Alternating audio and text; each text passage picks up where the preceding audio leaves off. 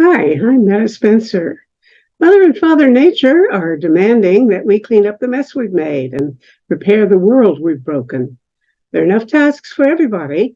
If you haven't picked yours yet, then you better watch this series of forums, for every one of them is about some big global problem and some possible solution. Today's the last Sunday in the month, so we're holding a town hall for activists around the world to share what's on their minds. So welcome.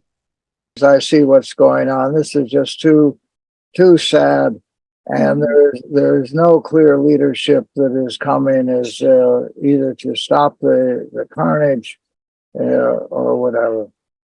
But really, what is more on my mind, because I can't do anything on the Ukraine. We have a demonstration every Friday at the Federal Building in Ann Arbor. We get a few supporters, and a lot of people honk yes.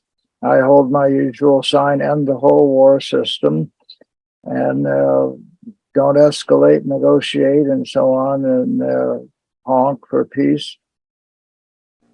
But what is really, when I hear I think I raised this in an earlier meeting, the analysis of the ocean, the decrease of the protozoa, of the tiny creatures which are the base of the whole oceanic food system, are so diminished. What they thought would be maybe a 50% diminution over 40 years has become a 90% diminution over 20 years. This is a crisis in the whole ocean system as the base of life for so many people as well as the other creatures. And as I was saying, the look of the ice cores, when we get up to the CO2 levels that we are now, when it happened in the last 10 times or 8 times in the analysis of the ice cores, when you dig down, is at this level of CO2, the temperatures begin to go up, and then there is a very short transition point, whether it is in decades or in 100 years, very short, when we move into the next ice age and we find a mile of snow, a mile of ice on top of us, even though now it is melting. When we say, where's all the water going? Well, I am working on the solution to all this, that we do need powdered water, but I don't quite have the formula together yet. Powdered water, that's what we need. And because we are just running out of the base of the water is life, and it is increasingly polluted and insufficient. That is the challenge to the entire life system.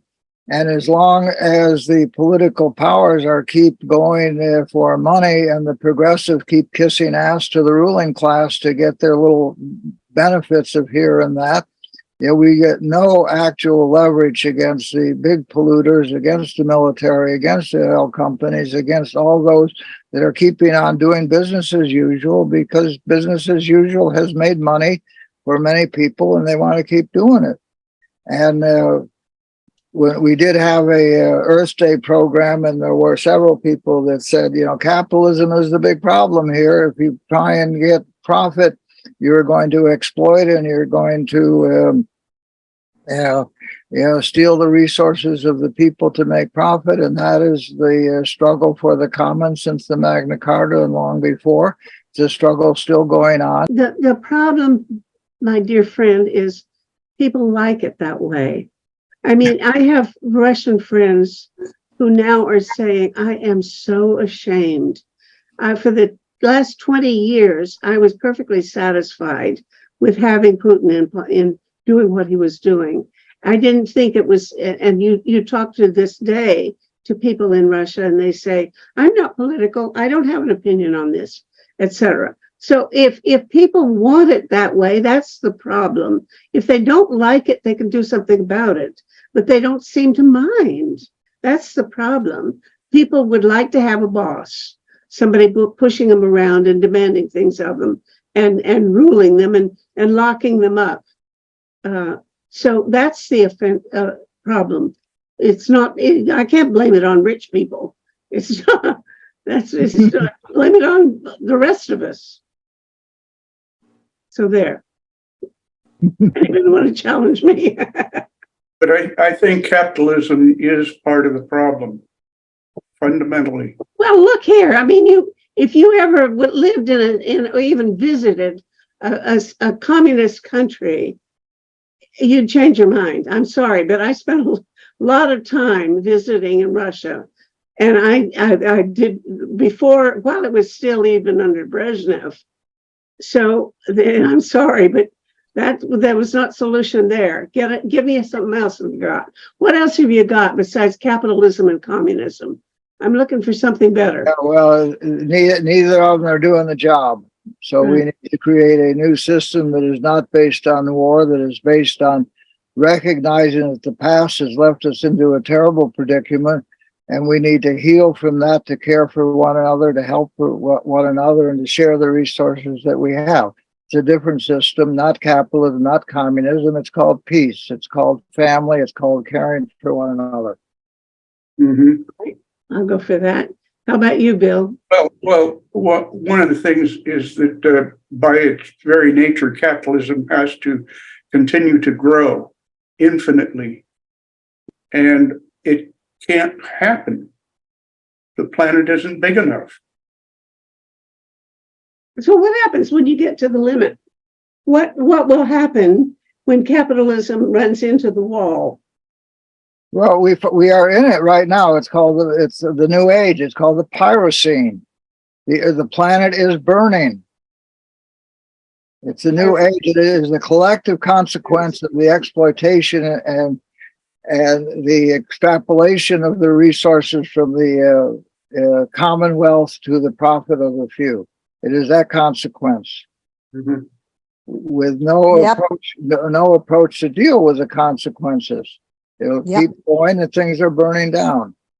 Maybe the Pyrocene is not the current name of this age, but if you look at what's going on, it's the planet is burning, and then we'll find the next word for the planet is freezing. I'm looking for somebody who's got a different theory, a different system. Get somebody with a positive view. I'm a little grumpy today. No, I'm grumpier than anybody, but I really am looking for some alternative. And if all we've got is choice between communism and capitalism, we're sunk. And I don't know what else there is. Somebody tell me. Somebody says, well, these guys in Spain, these who are they called? They have a communal system or something. What are they called? Those guys? You know what I'm talking about? Northern Spain. You're only looking at two choices, and as Alan and Bill are both saying, there's more than two choices. It's not just Give me a prescription for how to make other one. You're talking Spain. The Mondrian cooperatives are a pretty good that's what I'm looking for. Model. Mm-hmm. And that's where the workers own the resources that they develop for the benefit of the community, and they share the benefits of that. It is called the commons or a cooperative. Mm-hmm. It's a very nice old system. Unfortunately, it doesn't make money for the ruling class, and there is such a group somehow, the Intermonetary Monetary Fund and so on, and the World Forum and all that are the billionaires getting together, how they keep on top of the heap. Yeah, but the heap is collapsing, and it does need people cooperating, mutual aid, a sense of the commons. But there's been a war against the commons since the Magna Carta and long before. I mean, people fight back, but we are not on the winning side of this. So whatever the model is that we are putting forward, whether. Okay, I'm glad you brought out that word Mondrian. I was trying to think of it because I at one point thought, well, maybe they've got some hot tip on something we could learn from, but I don't really know. And I haven't heard anything about them in years. They were, I heard about them 20, 30 years ago, but are they still around? What are they doing? They're still in business. They have multiple industries involved with them. There's something more than $1 billion operation annually. Many workers are involved, and they just do their business and don't make a big deal about it. my understanding of I hope in our trip this summer, Odile and I may be able to visit and see what's actually going on. You're going to go see them, huh? That would be nice. Yeah, it'd be great. I'd like to know more. Uh-huh. Who is that group you're talking about? Mondrian, well, explain it, Alan, because I know a little about it, but you sound like you know more. Well, it began as a small cooperative in northeast Spain, in the Basque Country, that has a very independent view of itself, and it expanded their cooperative and with a view that the workers own the resources, and they gathered more resources and had a democratic organization of deciding what they do. And they've gotten more and more, the industries have diversified. The particulars, I don't know. But the last report I heard was that there were maybe 16 different industries involved in this, and over $1 billion of annual revenue going through it. So it's a pretty big operation, but it's another way. It's a small Do regional. they manufacture things, or what do they do to make their They living? manufacture things. They make stuff. Okay. Okay. Sorry. Dawn, Sorry, I need to leave again. I have something urgent. Sorry, I'll maybe connect in a few minutes, but I should respond to something. all right, because if you stay away 5 minutes, the whole nature of geopolitics in Eastern Europe will have changed. If something happened while you were out there? Hi, Say hello. everybody. Yeah, hi. So, your query was that somebody recently went to Russia or Ukraine or something like that. You We had asked? earlier both of these fellows have left, but Andrei Kamenshikov and Alexei Prokorenko are both Russians, and Okay. both are living outside Russia, but we were asking their analysis. So since you have spent time in Russia yourself, No, I was there just recently. where are you? So, All right. so that's why I wanted to Okay. reply for a conference. Please bring us up to date for what you've experienced and what you think about the situation. Well, about this situation, Sure. well, frankly speaking, I am a little confused whether this is orchestrated or this is a real, because a lot of views are coming that this is not real, this is an orchestrated, and this is a planned and kind of it's a kind of making things a little more confusing. So I would avoid to comment on this because I'm not clear myself, and I've been listening to a lot of views, Western views, Eastern views, Global South views. So that's why, and then the people from Russia, they are not actually viewing anything because that is restricted. You are pretty aware of that.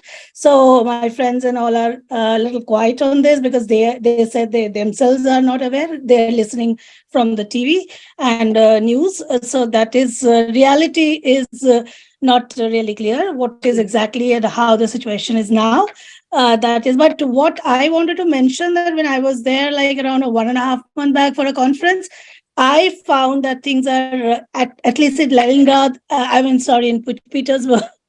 I still call it Leningrad. In St. Petersburg and in Moscow, things are pretty normal. And people, like local people, were just not much aware of things, what is happening, and not bothered.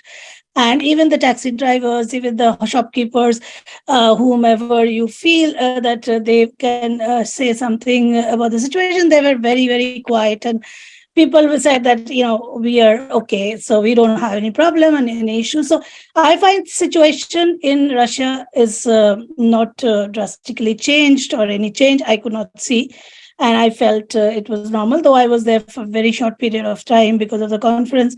I left early. And so I felt that things are, actually, I could not understand that anything is really going on. So that was quite surprising for me. And that's what I wanted to mention.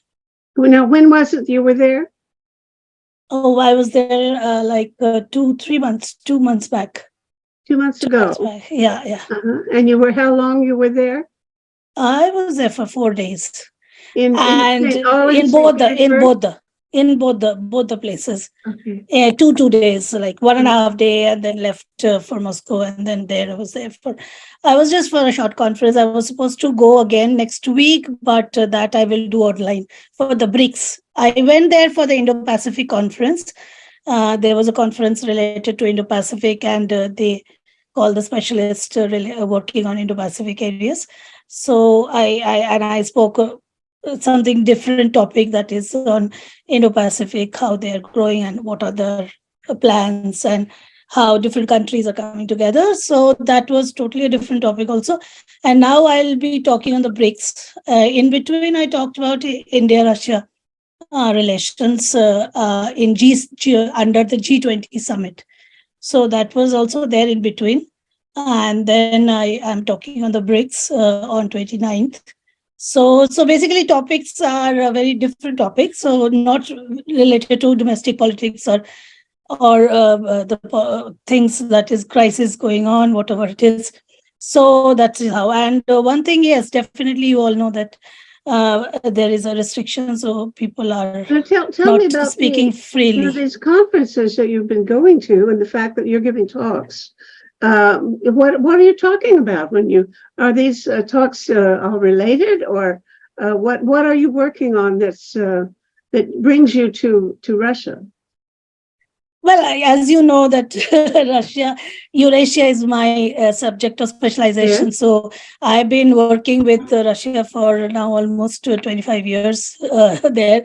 And also I can speak, the Russian language. So that is easy for me. And I lived and worked and studied there. So that's how they call me. And I'm part of many organizations, in the sense I'm part of Valdai Group. I'm part of MGIMO's one conference. Basically, I've been working with them since many years on different topics related to like multilateral organization, like Shanghai Cooperation Organization, then BRICS now, as well as on RIC. I have books on Russia-India relations. And But tell me about the also, Valdai. I'm fascinated by the Valdai group because they yeah, seem to have a very diverse. yes, Putin really loves them because Oh, yes. what kind of people are they in general? It's a group of people that to get together in Russia and talk about Russia every year or so. And I don't know what you do in between. Do you have any ongoing No, we have. activities? Oh, yes. It's a very old organization, and it's kind of a mixture of political diplomats, academic, military persons from different walks of life. They kind of invite these people to become part of their group, and they have a very vibrant group, in the sense they have a very good website. They have a very good work they are doing related to different topics on Russia. Definitely is a link, but you, if you type my name, and you will see the work that I've done on different topics, say Shanghai Cooperation Organization, say BRICS, say Indo-Pacific, say Russia, India, China. Then there are a lot of topics that people work on, different topics. So I work mainly on these areas.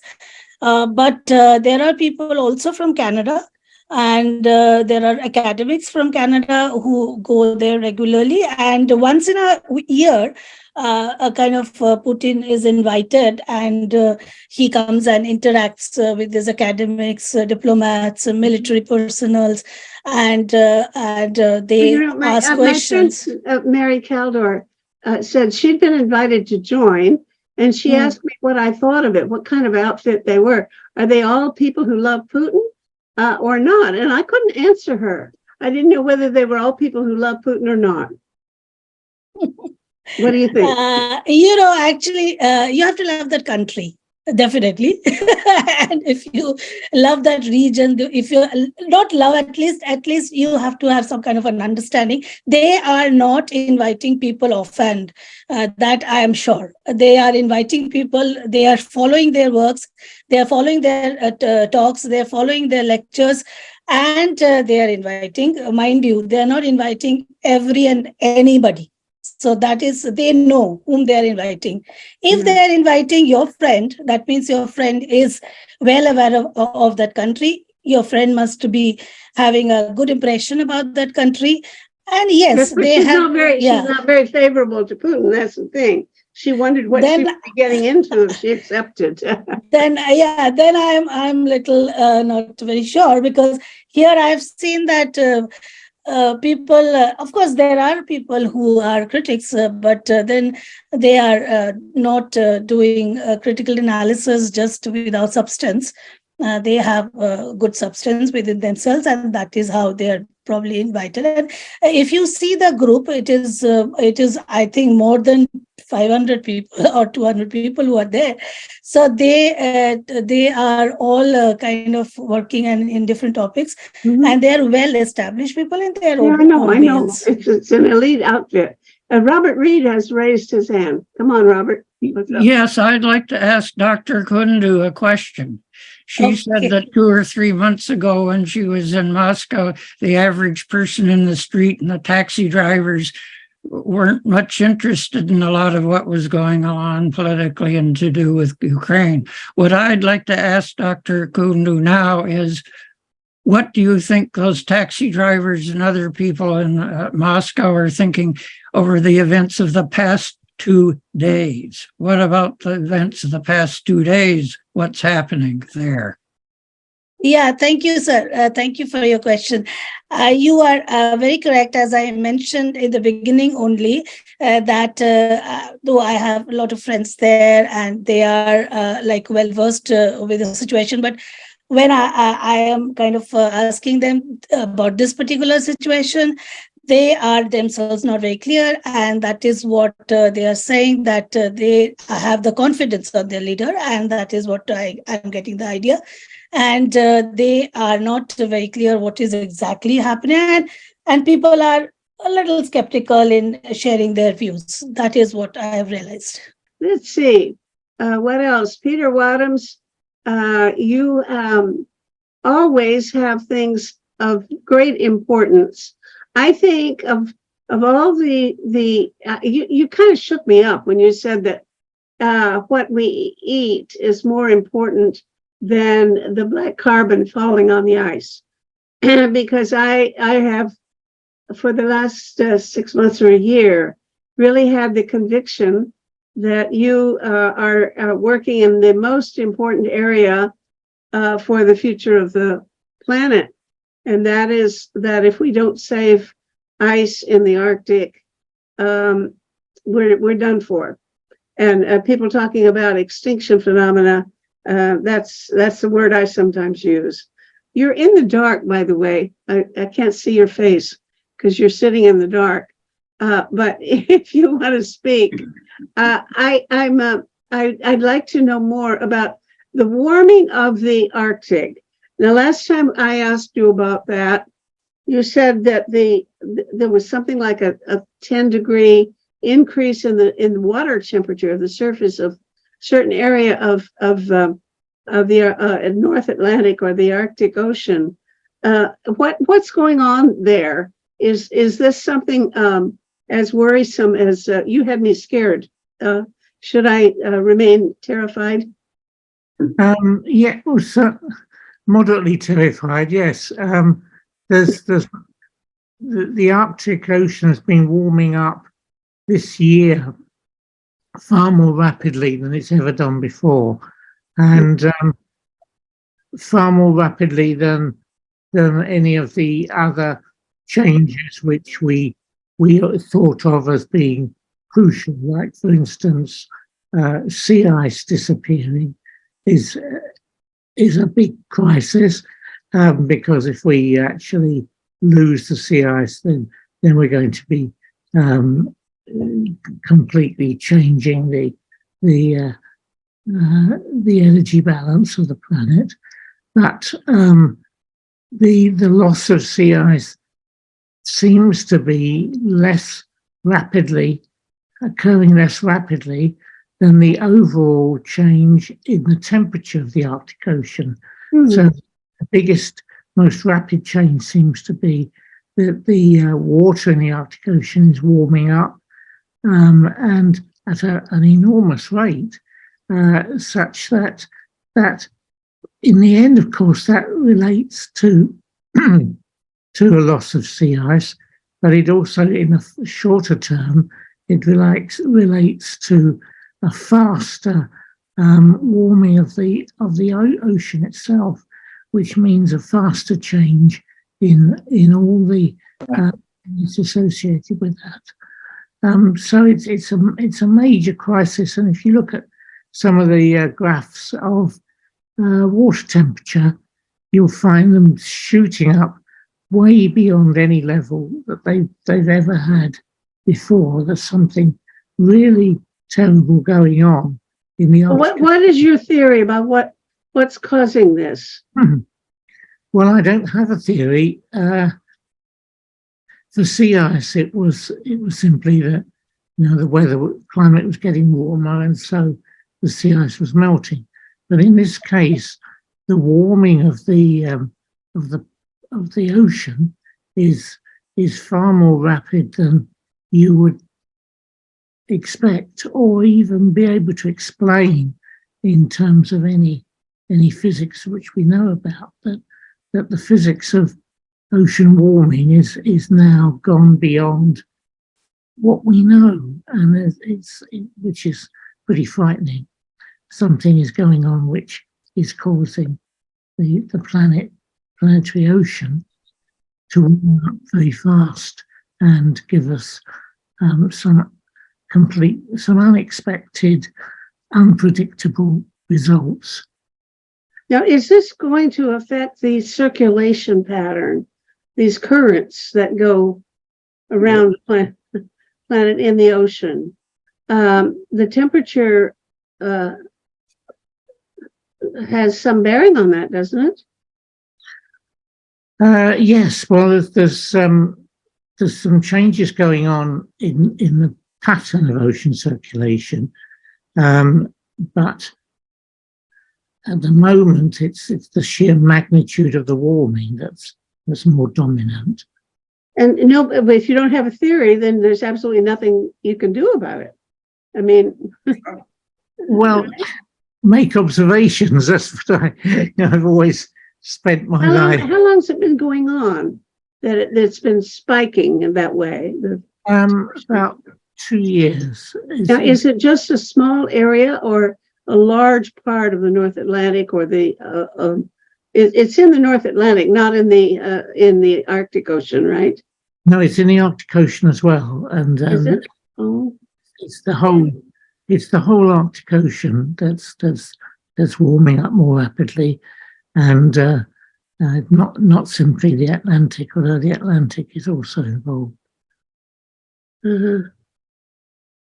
oh. Well, does anybody have a theory?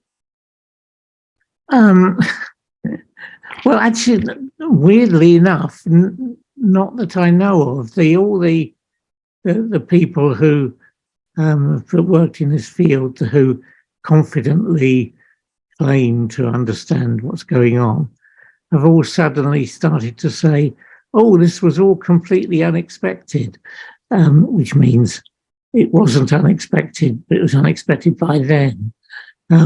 So there is a sort of bafflement going on about why the warming of the Arctic Ocean should be going on so rapidly just at this time.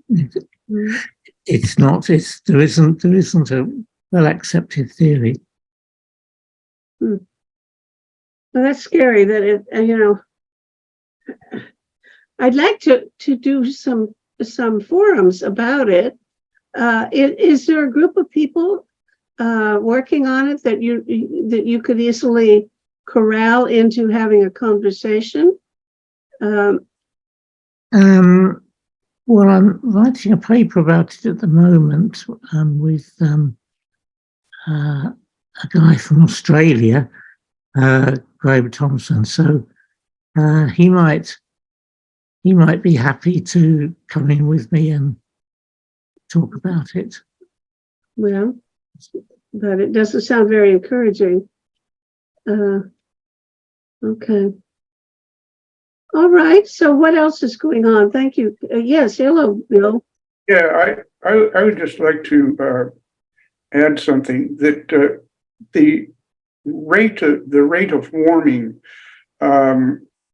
has shocked I think a lot of people who are in the planning stages, and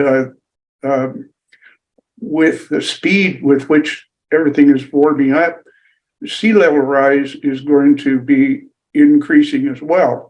And some of the islands out there in the Pacific they already have gone under, and more will go under. Mhm. I just look at around here in California. I live in Central California, okay, just south of San Francisco.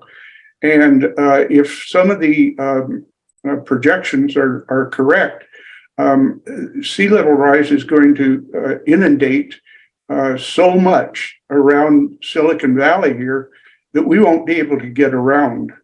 But how will that happen? Does it come in? Will it come in the bay, and then Yes. South Bay will get bigger and deeper and stuff? Yep.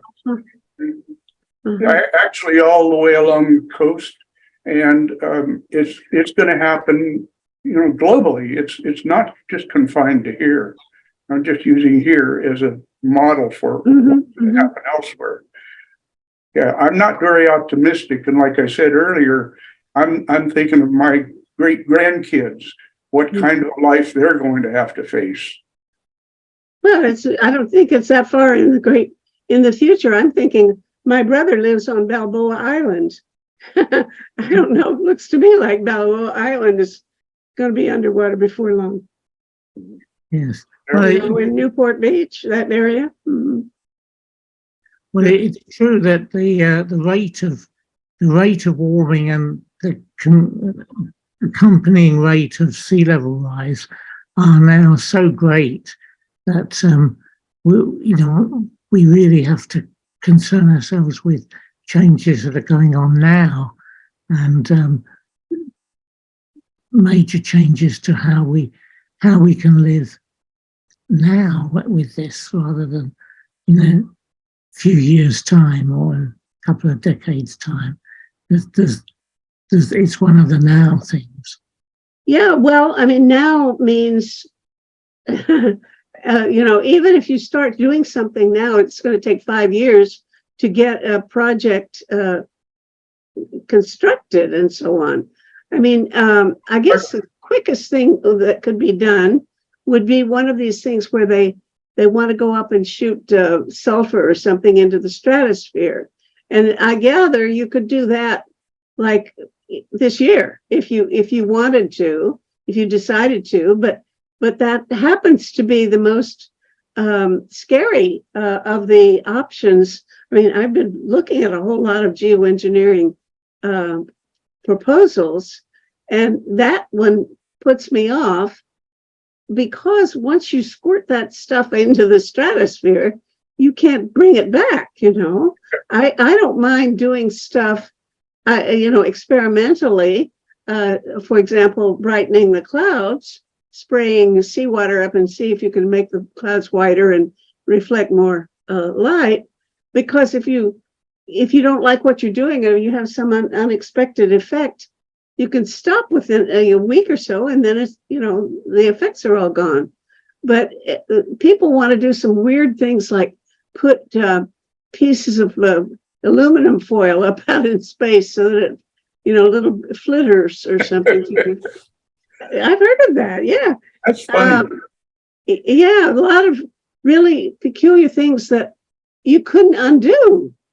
And but at least the blessing is for that sulfur thing, and maybe some people say, well, it isn't just sulfur. You could use chalk or I don't know what else, but at least you could do it quickly. I think if they wanted to do it in a couple of months, they could get some planes and fly around, dumping sulfur out the window. Yes, well, I'm familiar with what you've been doing with marine cloud brightening and what are the different ways of trying to bring back the Arctic ice as a project that Pugwash has been concerning itself with. The thing is, all of these techniques are now becoming more urgent, that it's not a question anymore of thinking, in 5 years' time we can get sulfur dioxide into the atmosphere in a way that will save us. It's everything that you need, that you think might do the job, has to be tried now. So we're really having a world where we can't wait. We don't have the time to take it easy. Well, even the marine cloud brightening, that I think would take 5 years to get it going, even experimentally. And that's one that I would like to believe in. I must say that the disputes that took place, I mean, they were friendly disputes, but the scientists who were talking about it didn't all see things the same way. So it made me think they're not ready. I would love to go to the Canadian government and say, let's set up a station in Resolute or Alert or someplace up there and spray some salt water into the clouds. But it didn't look to me like those guys were on the same page, or would. Some of them thought that would be the worst place to try to do it. You should go to the equator or someplace. Well, I guess the problem is you have to decide where you want to go and then go there. There isn't the option now of kind of pondering over alternatives endlessly and then thinking about what might be the best thing to try. You have to just do it. Do something, anything, yeah. Don't Yes. just stand there, do something. Exactly. Yeah. I don't know. Andre, are you back? Yes, tell us. You keep slipping out to have a drink or something. What are you doing? No, I had two parallel things going on, so I'm back now. Okay. Now you've been traveling. How long have you been back in Kyiv? Because when I tried to reach you for, it looked like about 2 months, you were all over Central Asia and in Georgia and I don't know where. Yeah, I was on the road a lot. Tell us about what you were trying to do and how successful you were and what you think the prospects are for really doing it big time. Okay, well, my goal of my travel was specifically to get to understand, to know the what I call the new Russian diaspora in different countries. I mean, people, Russian citizens that left their country because of the war in Ukraine. Because obviously there are lots of Russians, for example, that live in European countries for many other reasons, or like in Germany, there's a large Russian-speaking community. Many people who left maybe 20 years ago, and they're German citizens, but their first language is Russian, and so they, they're still but this is different. The new wave of people are people that specifically left because of the war, and so I wanted to see who these people are, and to understand whether they are interested in effectively communicating with their friends, relatives, various acquaintances that who remained in the country, and to whether they're ready to communicate and to speak about sensitive issues, including obviously the war. And so that was it was like a kind of I called it an individual research project to see if the Russian diaspora can be effectively engaged in some kind of initiatives that would lead to better communication and better understanding of people, ordinary people in Russia, of what's going on. The problem that I see today is that while there are lots of independent Russian language media sources on the internet, and someone, if he's liberal minded or open minded, just and wants to get, alternative information to what the government propaganda tells them, living in Russia, he can do that. And there are millions and millions and millions of people that do listen to alternative media sources, but they are in a minority. The majority does not make this extra effort to hear information that contradicts what they hear on TV and radio every day. Mhm. And to reach this majority, we need to find new ways, new channels to communicate with them. Because the channels that exist today, they simply do not reach outside of this sizable, but still, minority, sometimes people call it the liberal bubble, maybe it's 15, 20 million people in Russia, but it's still obviously a minority of people who, do listen to all these alternative sources. So my idea was that something that people who left and who left recently, who still have lots of contacts, lots of people that they want to communicate with, could do is to speak, just to openly speak about what's going on with their friends and relatives in the country. And as they left, they're in a safer position because obviously, doing something like that when you're in Russia will immediately put you in jeopardy. But, when you're, more or less presumably out of the reach of Russian authorities, it's not, again, we're not speaking about creating a separate media channels, but we're speaking about at least using the potential for person-to-person communication. And so I met with people in Kazakhstan, Uzbekistan, Kyrgyzstan, Georgia, Poland, Lithuania, Germany, to basically see how this goes. And I learned a few things. First of all, I saw that yes, there is a need for people who recently left. There's a desire for them to communicate, and there's a desire to be better understood. Sometimes it's a very important issue for people because, for example, they want their parents, their close relatives, close friends, not to look at them as traitors to their country, in these difficult times. And so, By the way, I- what percentage of them say that their families do look at them as traitors?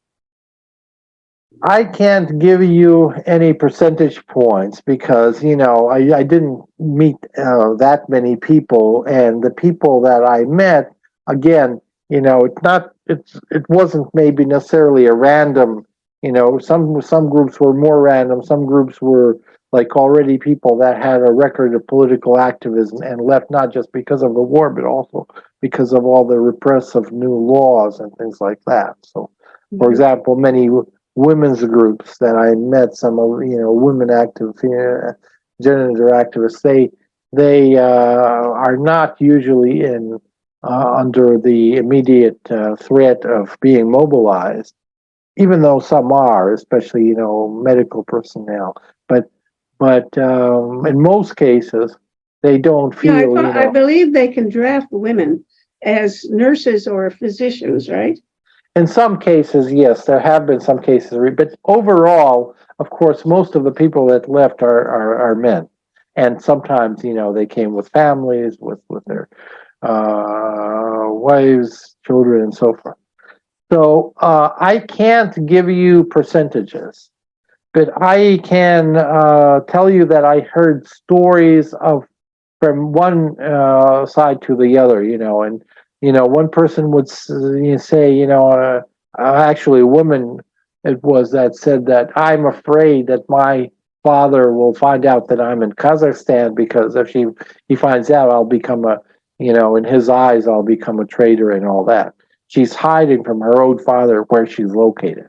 Mhm. Even though Kazakhstan is not really, seen in Russia as a hostile country, but still, and in the same meeting, we had a gathering of maybe 15 or 20 people. Another young man said, I'm an IT guy. I haven't been watching news, politics at all. And until I got a call from my mother that said, you need to leave urgently, because Putin started mobilizing. And he was obviously, in a group that was under risk of mobilization. So every story is individual, but you do get you do see that this issue of communicating is something that's important for people. It's probably, let's be honest, not number one on their list of concerns, because they move to a new country. They need to get documents. They need to have legal right to stay. They need to find a job. They need to find a place to live.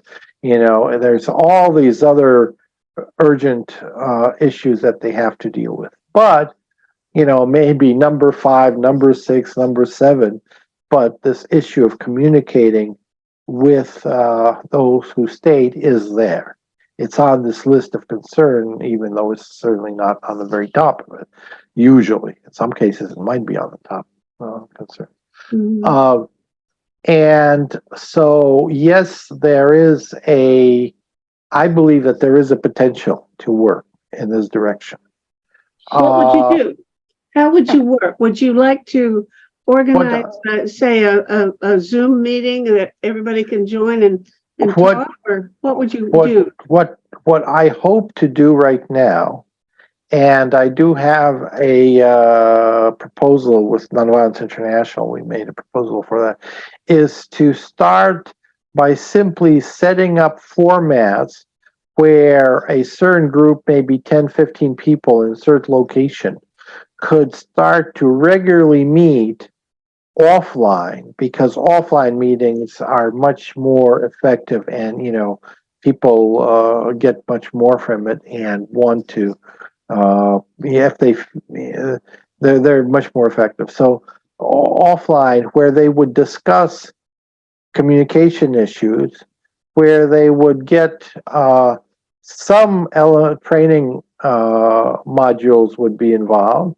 but they would not only learn from professionals, but they will also learn a lot from each other's experience. And what I want to get is, I want to get these, you can't call it communication clubs. You can call it dialogue about dialogue groups, where people that are interested in the topic would meet regularly. The key is that they meet regularly, that they develop a certain, identity, and they, as they learn from each other or from relevant specialists, they start to experience, they try to apply what they learned in their communication with people inside the country. Mhm. This is the first phase that I would like to try out in basically, in the coming months. So that's not online. That's face to face, in person. I hope that it would be possible to set up these face-to-face meetings, offline meetings. Mm. However, I believe that to make it effective, every offline meeting, there probably would be people joining online as well. Because, for example, if someone that can make a lecture about effective communication or share interesting experiences, but obviously can't be physically in different places, he would join online. If I'm able to get these things going, my goal is to be able to join at least 2 offline meetings, to join offline at least 2 meetings in every location where this happens, and then I could join online, because obviously different countries, I can't be in different locations at the same time. So, Nivedita has something to say, and we're getting toward the end Yeah. of it. 4 o'clock. I just have one question. I was not very clear. if this people who were leaving the country, they are mainly the Russian speaking people from the Ukraine, or is it from the Russians from the Russian Federation? And are they moving to their near broad countries like Central Asia and other Eurasian region, or they're also moving to the other nations like European nations or the North America? So that was just not very clear. So if you could just highlight on that. Thank you. These are Russian citizens of different ethnic background, but Russian citizens, people that live who are citizens of Russia. And yes, very many of them left to nearby countries.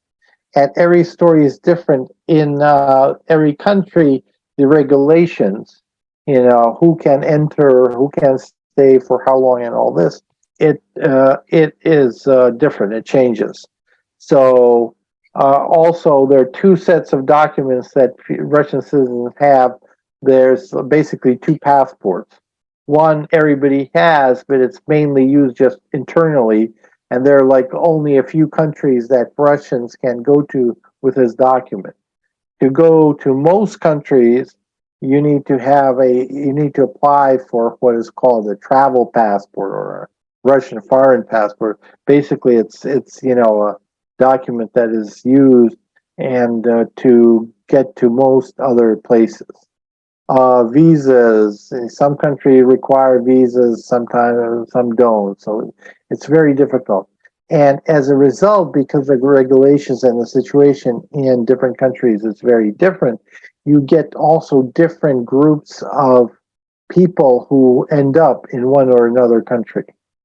If you don't have, for example, this passport that you need to travel to most countries in the world, then you can only go to Armenia, Belarus, Kazakhstan, and Kyrgyzstan. Basically, there are only 4 countries. So people end up there. People that do have documents, they can go to other places. European countries, they are not very welcoming to Russians that are trying to avoid being drafted. Unfortunately, they all, to a greater or lesser extent, are making it very difficult for Russians to obtain documents, visas, and be able to cross their borders. In some cases, it's just, there's almost no chance.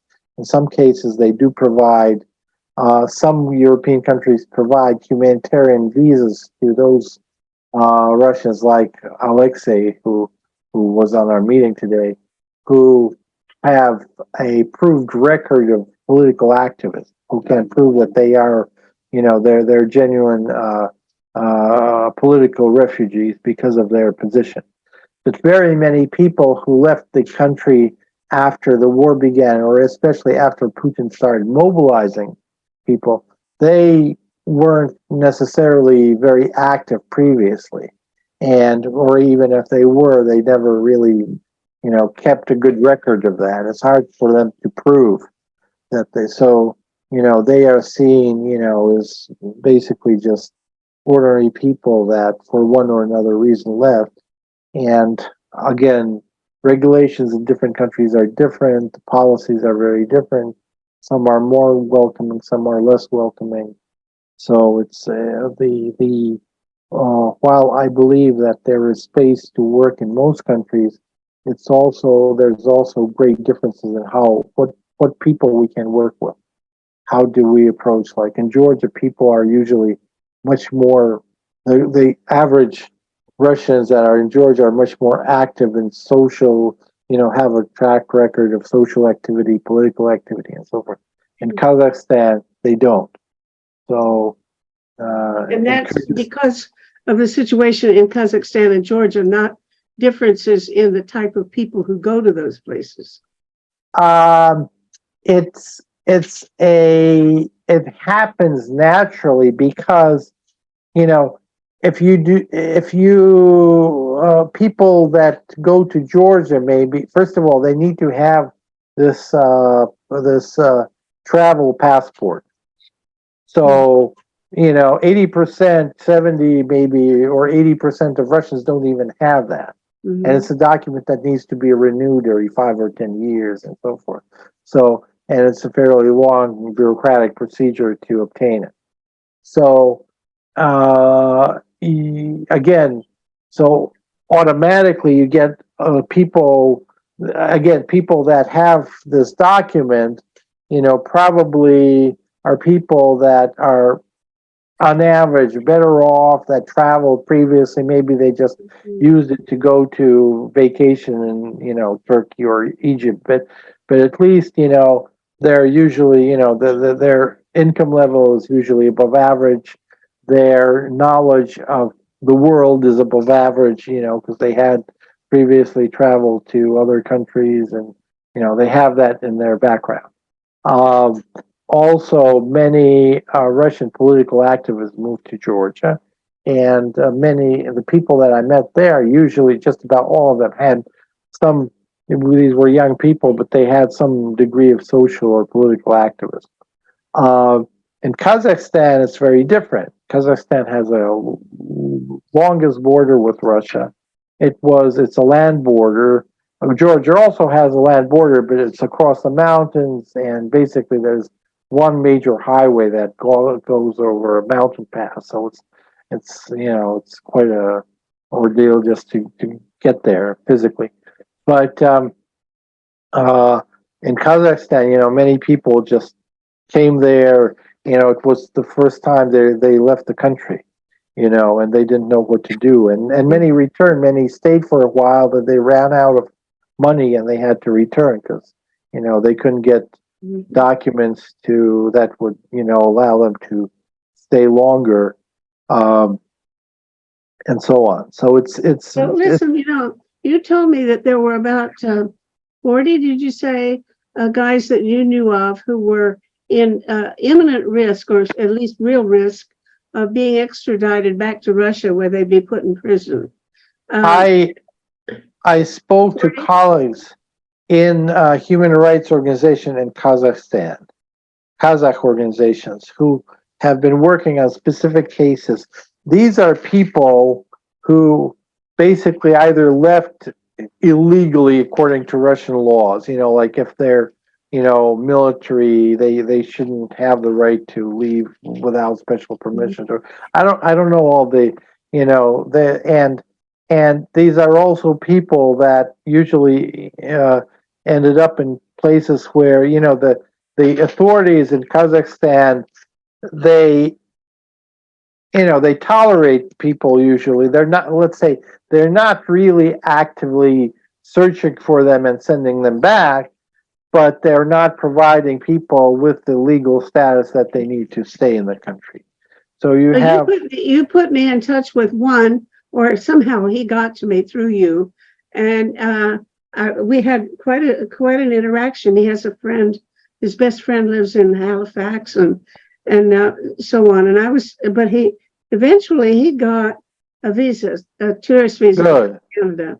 So he's doing fine. But I'm thinking of putting on another show. I did a talk show with Bob Ray at the UN. Now, what I asked him for was, would he go on with you and Konstantin Samoilov and Alexei and this fellow, Volodya, I don't know, Kozlov or something, the fellow that you put me in touch with in Kazakhstan. And would he go on and talk about their plight? And he was eager to do that, but he said, I have to get approval from Ottawa. Well, the person making the negotiations for him didn't realize that there would be these Russians involved. So she got the permission for Olivia Ward and me to interview Bob Ray, and we did, but they did not give permission for you or any of these other guys to be on the show. So I want to put on another show with somebody from Amnesty International. I haven't been able to get some of the other people that I wanted, but I do think that it's important to have a conversation about the predicament that people are in who left the country and are in danger of being sent back to Russia, where they'll be treated badly, if not worse than that badly. So you're up for that, I assume, if I can get it set up, right? Yeah, I just should say that I didn't, my focus was on another issue, so I know about this problem, but I didn't look into specific cases. I just met with, I knew some from years ago. I knew some human rights activists in Kazakhstan, so I got in touch with them and discussed, with them how they see, the Russian diaspora and all that. And they mentioned these cases that they were working on, trying to protect people from being deported, or, there were a few cases where people were actually in jail in these countries, which was still better than they be deported.